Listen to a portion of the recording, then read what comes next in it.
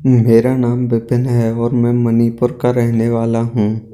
मैं कुछ समय तक मुंबई में रहा क्योंकि मुझ पर फिल्म डायरेक्टर बनने का भूत सवार था। थोड़े दिन तक असिस्टेंट फिल्म डायरेक्टर का काम भी मिला, पर जैसा सोचा था वैसी सफलता हाथ नहीं लगी।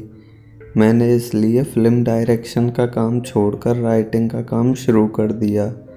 अब मेरा एक ग्रुप बन चुका था जहाँ पर मैं छोटी शॉर्ट मूवीज़ के लिए स्क्रिप्ट राइटिंग करता था। एक बार मुझे हॉरर स्क्रिप्ट लिखने का ऑफ़र आया जिसमें एक गांव की कहानी थी, तो मैंने सोचा कि रियल लोकेशन वाला फील लाने के लिए किसी गांव में कुछ दिन रह के आता हूँ ताकि कहानी अच्छी बन सके।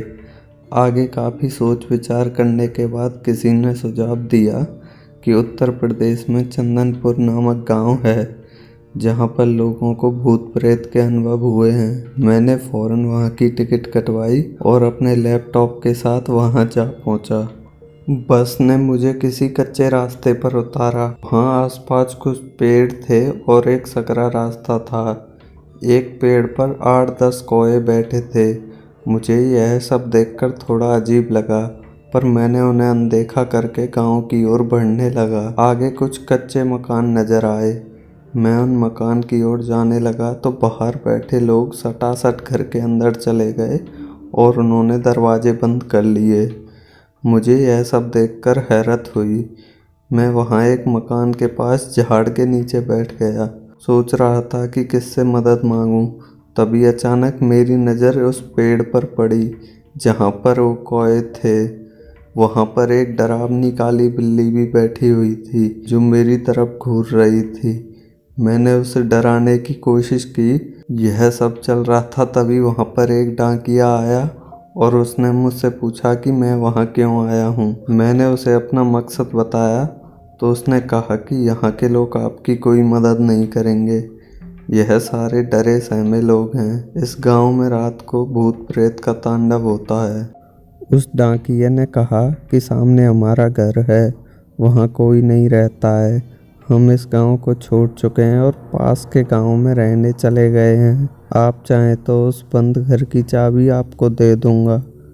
मैंने फ़ौरन हाँ बोल दी क्योंकि वही मेरी सबसे बड़ी समस्या थी। अब गांव में घर भी मिल गया था और आगे मुझे फ़ौरन अपना काम शुरू करना था।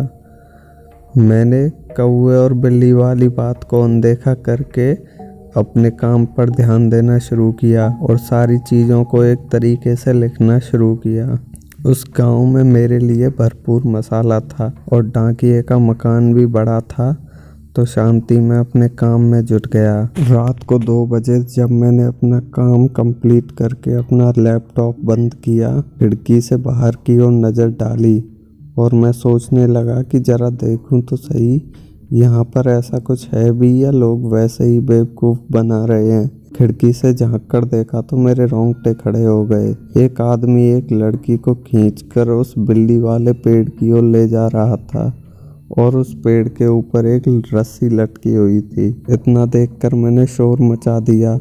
मेरे हाथ में जो कुछ भी आया उसे लेकर मैं चिल्लाता हुआ फ़ौरन बेड की तरफ भागा। जैसे ही मैं पेड़ तक पहुंचा वहां कुछ नहीं था। वहाँ वो इंसान गायब हो चुका था और वह लड़की भी। यह सब देखकर तो मेरे होश ही उड़ गए। गांव के लोग खिड़की से मेरी ओर तो देख रहे थे पर कोई बाहर नहीं आ रहा था। मैंने देखा तो पेड़ पर वह काली बिल्ली अब भी मौजूद थी और मुझे ही घूर रही थी। मैंने नज़र घुमाकर घर की ओर देखा तो मुझे घर की छत पर वह लड़की और वह आदमी खड़ा हुआ दिखे। यह देखकर मैं बिल्कुल घबरा गया और मैंने पूरी रात उसी पेड़ के नीचे गुजार दी। मैं समझ चुका था कि मैं गलत जगह फंस गया हूँ। अब मैं पूरी रात वहीं चौक पर खड़ा रहा। जैसे तैसे करके सुबह हुई तो मैंने फ़ौरन अपना सामान पैक किया और घर की ओर भागा। अभी मैं उस घर का दरवाज़ा बंद करने ही वाला था कि मेरी नज़र दीवार पर पड़ी और मैंने जो देखा तो मेरी ज़बान मेरी हलक से नीचे उतर गई। उस दीवार पर उसी डाकिये की हार चढ़ी हुई फ़ोटो थी जिसने मुझे रहने के लिए मकान दिया था। उस दीवार पर उसके जन्म और मरण की तारीख लिखी थी। वह डाकिया 20 साल पहले ही मर चुका था, जिसे मैं मिला वह उसका प्रेत था। तो दोस्तों यह थी आज की कहानी। अगर आपको कहानी अच्छी लगी हो तो लाइक करें, शेयर करें और चैनल को सब्सक्राइब करें। साथ ही साथ बेल आइकन भी प्रेस करें जिससे कि आप हमारी हर कहानी की नोटिफिकेशन पा सकें।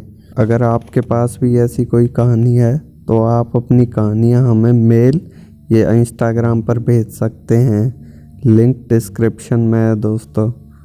धन्यवाद।